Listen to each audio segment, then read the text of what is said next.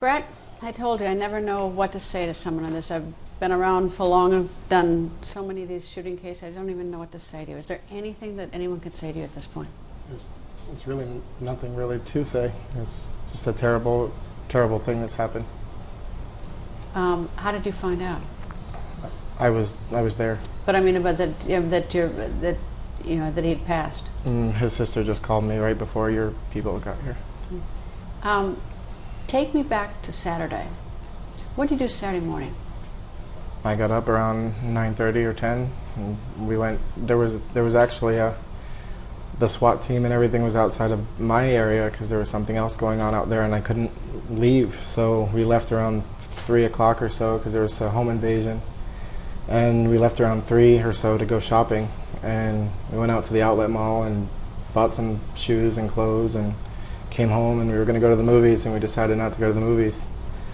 And a friend of mine called me and invited us to Pulse, and they weren't going to be there until after midnight. So we were going to go and get ready, and we got into a little bit of an argument, and we weren't going to go. And Frank had taken a sleeping pill, and we were going to stay home. And then at the last minute, he changed his mind, and we were going to go. So we got there about 12:30 or so. We had a few drinks, and I had just closed my bar tab on the outside bar, and as we were walking out, the promoter, Nima, a good friend of mine, he had signaled me over and offered to get me a drink, and we were standing at the bar, in the corner of the bar, and it was 4 of us around the loop of the bar, and we just heard some shots, or what sounded like shots, but we thought it was part of the music. We didn't know. The guy next to us said it was just the music. And then I just started hearing glass breaking, and we knew that it wasn't part of the music. So we all hit the floor, and I crawled around the bar and underneath the ice well where there was 2 or 3 other people there, and just laid there with one of the other bartender friends of mine. She was hysterical and was trying to calm her down. She was trying to calm me down, and the shots were right above our head, like all the bottles in the bar that were on the shelf right a foot away from us were just shattering and breaking, and glass was everywhere, liquor was everywhere. And then I could hear a radio, and I wasn't sure if it was the officer that was there or if the guy was communicating with another person, because I don't know if there was somebody else there or not. I've heard different things, but I only know of one person. And it seemed like hours had gone by when those people got there, until the police got there. But it probably was only 15 minutes, or not even 15 minutes. How big a place is the Pulse? Is it a big nightclub? It's a decent size. I mean, I guess it would be considered like an ultra lounge. It's nothing huge, but it's not small. It's only 3 rooms. Dark? 2 of the rooms are dark, and the room that we were in is medium light. And so when you hit the ground and you were hiding, where was everybody else? Everybody hit the ground. Everybody hit the ground? Everybody hit the ground. Like within minutes, I could see everybody laying on the ground as I was trying to get around the other side of the bar. How did you get out of there? I was on the corner of the entrance to where the staff goes into the bar, and I just crawled on the floor underneath the ice well that was right there. Was anybody? Frank was hit. He was hit. Did you know that? I didn't know.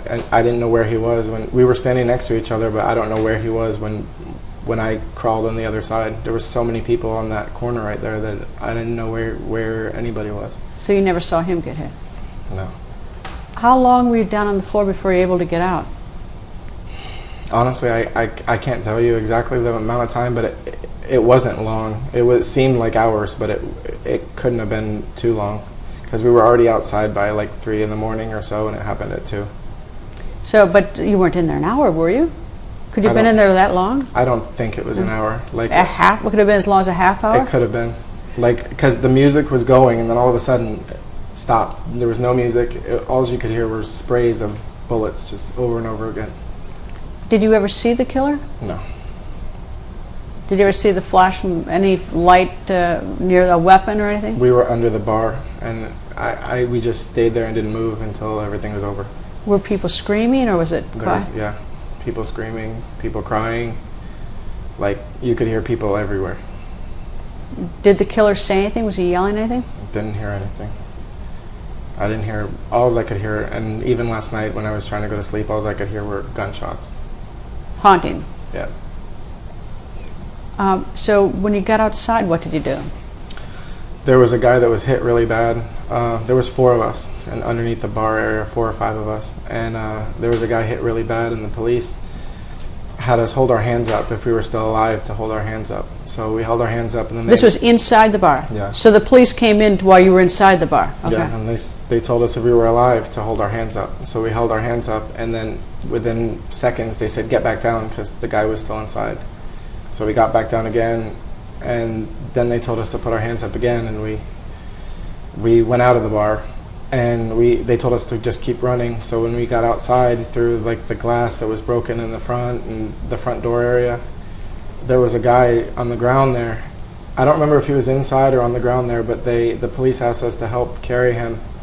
So there was 4 of us that carried him out, and his arm, he was shot in the arm pretty bad. And the bartender that was next to me was shot in the leg. So when we got to like a safe area behind the Dunkin' Donuts, the cops asked us to take off our shirts and everything and tie it around the wounds of the people that we were with. So the police were actually inside with the killer when he was actively shooting? Yeah, there was as I was out on going off the dance floor area to like run out of the exit, there was a cop with like a machine gun standing there in the inside of the bar. And nobody knew where the killer was? No. Was it too dark to sort of identify where the killer was, or what do you think I couldn't have even told you it was a cop. Like, it was dark in there at that time. Like, if I wouldn't have put 2 and 2 together that it was the police and it was safe to get out of there, I wouldn't have been able to know who it was standing there. It was dark in there. So you left and you went outside, and you're behind the Dunkin' Donuts. What happened next? There was a cop standing there, and he asked us to tie off the wounds of the people that were there. A friend of mine that was with us, he took off his shirt and tied it around the guy with the broken arm, or the shot arm. And the other bartender, I tied a shirt around his leg and tied it tighter again. And from there, they moved us to the front of the Dunkin' Donuts, and then across the street behind the Einstein Bagels. And they were taking people that were like in trauma situations before anybody else. And were you looking for Frank at that point? Yeah, I looked for him everywhere out there, and he wasn't there. And I asked if he was in another staging area. They said there was another staging area, but they didn't know where it was or who was there or anything. How far away was he from you when you were in the bar before the shooting started? He was right next to me. Like, as closer than you and I are? Closer than we are. And you never saw him get shot? No, and when I walked out, I looked for him. There was just so many people on the floor, like face down, and blood everywhere. I just wanted to get out of there, and I looked for him. I didn't see him, and I was just hoping that he got out. Like, I knew what he was wearing, and I looked for his shirt, and I couldn't see anybody's face. It was everybody's was face down on the ground that was there. So how long did you stay on the scene then? They bussed us to the police department around 8 o'clock in the morning. And you still were looking for him? I looked for him at the police department because they took a bus before us. So when we got to the police department, I looked for him there, and he wasn't there. And from there, I went to the hospital, and they didn't want to give me any information at the hospital. It was hard to get into the hospital.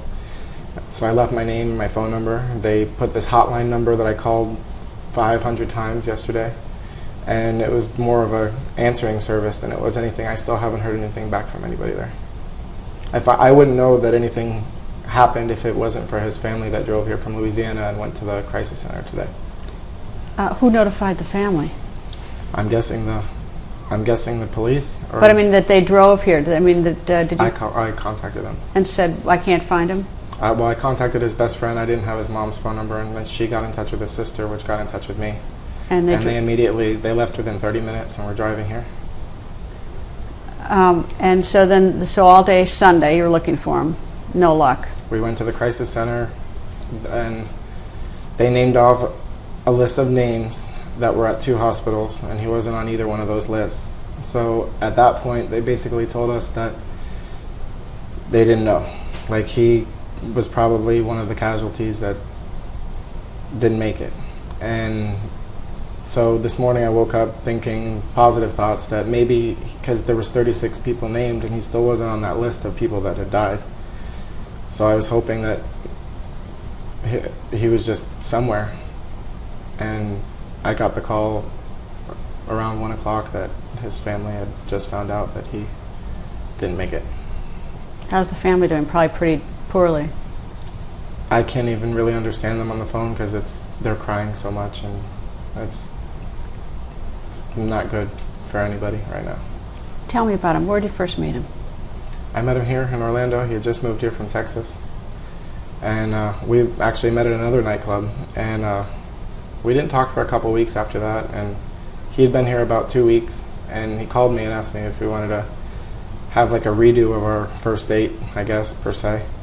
And we did. And ever since then, we've probably spent, in 3 years, 2 weeks apart from each other. Like if he had to go somewhere for work or visit his family, or I went somewhere for work, it was the only time that we were not together. What do you do for a living? Him or I? Yeah, what did he do? He was a general manager of a Calvin Klein. And what do you do? I work for the California Pizza Kitchen. So you have a relationship with him, bought a house together? We have a house together. And everything was fine until Saturday night. Yeah. If I could go back and change this, we wouldn't have even left the house. You know, it's so hard to understand the evil of this, isn't it? I mean, it's like, I don't even, as I said to you when I sat down, I don't even know what to say to you. It's like... I was afraid I wasn't even going to be able to do this interview because this morning when I got the news, I couldn't stop crying. It was just, every time I look at Facebook and see this outpour of people that are sending their condolences, I can't even look at it because it just brings tears to my eyes every single time.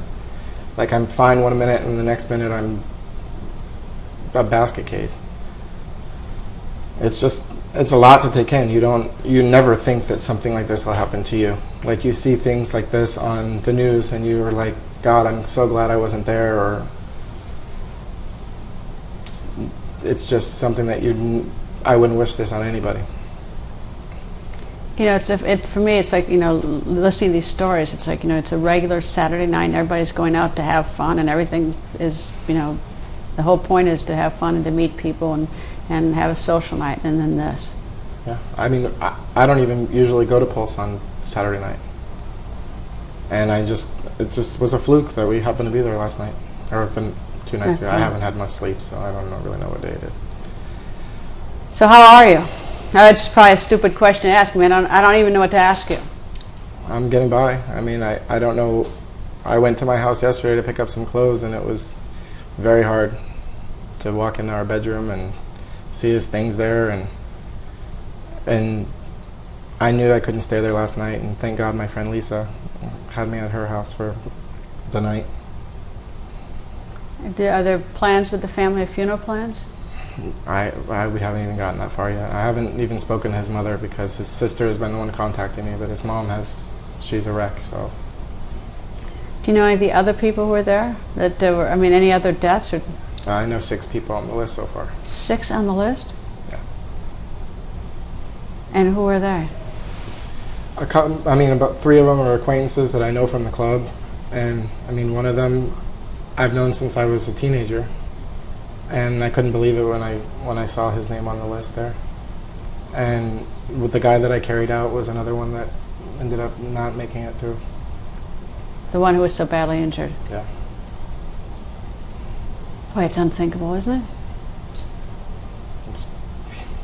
I can't even describe how the emotions that are going through my mind and my body and everything like that. It's tough. I was actually surprised that you wanted to talk to us, because I know that you just learned about it. And I figure somewhat you're a little bit in shock, sort of, is my thought. Well, the thing is that if I don't get the story out there, who's going to tell it? You don't want somebody to give you a fabricated story or something that hearsay that I've been hearing on the news. You want to know something from somebody that was actually there and had to go through this incident. But it's just so, I mean, it's just so, to me, and I keep going back to the same thing, and I'm like a broken record, it's so unthinkable, people going out on a Saturday night, and someone, comes in with, and starts killing people. 49 is the latest toll. Yeah. I don't know how we got in. I don't know. How do you get in with a gun like that? Like, I mean, how do you walk past people like with something like that? I mean, once you're in, so you really, there's really nothing you can do. I don't blame the club. I don't blame the owners. I don't blame any of them. I blame myself for a lot of it because we could have easily just stayed home. That's not, you can't blame yourself for that. That's not right. I mean, it's like, going out on a Saturday night, I mean, you shouldn't blame yourself. I mean, don't blame yourself. Yeah, but I mean, there's, regardless, it's just what's going through my mind. No, I understand that, but you understand that just going out, you're supposed to be able to go to a club and not have a thug come in and start shooting up everybody. I've been there hundreds of times and nothing like this has ever happened. No, of course not. Nothing anywhere remotely near this has ever happened. What's Frankie like? He was a great guy. He was very, very funny. Oh, so much. Like, we did everything together. We've traveled, we've been on 2 cruises, we were planning to go to New York next month for his birthday. And all that in one night, just gone. Tough. And there are 48 other families going through this. They're going through the same thing. Wow. Anything else you want to add in? No, I mean, I just don't know where to go from here. I'm not surprised.